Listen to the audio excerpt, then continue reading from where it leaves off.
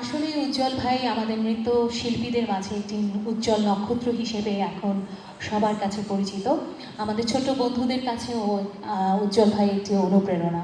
আমরা সত্যি উজ্জ্বল ভাইয়ের জন্য সবাই সকলে মিলে দোয়া করব যাতে প্রতিবার এরকম সহস্র নৃত্যশিল্পীকে আমাদের মাঝে তুলে ধরতে পারে এবং বাংলাদেশের নৃত্যশিল্পীদের জায়গা হয়ে ওঠে একটি উজ্জ্বল নক্ষত্রের মতো, উজ্জ্বল ভাইয়ের মতো।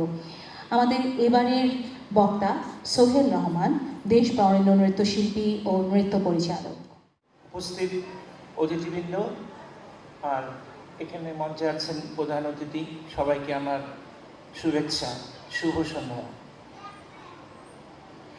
প্রতিযোগিতা ব্যাপারটা আমার কাছে মনে হয় যে বাচ্চাদের থেকে মারা বেশি কষ্ট করে। মারা প্রতিদিন ওদের স্কুলে নিয়ে যাচ্ছে, নাচের স্কুলে নিয়ে যাচ্ছে, নাচ শেখানোর জন্য নিজেদের বাড়ির কাজ ফেলে যাচ্ছে। আমি সেই অভিভাবকদের আমি ধন্যবাদ জানাই। ওনারা না থাকলে এই বাচ্চাগুলো এগিয়ে আসতে পারতো না।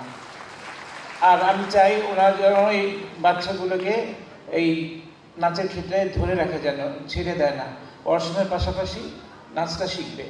আর সংস্কৃত এমন জিনিস, পড়াশোনার পাশাপাশি শিখলে বাজে চিন্তা মাথায় আসে না, ওই কোনো দিকে যাবে না। সেজন্য নাচ শেখাটা অত্যন্ত জরুরি। আর আমি উজ্জ্বলকে বলি, ওরা ধন্যবাদ দিই এরকম একটা আয়োজন প্রতি বছর করার জন্য, যে এটা ও বলেই পারছে, সবার পক্ষে এটা সম্ভব না।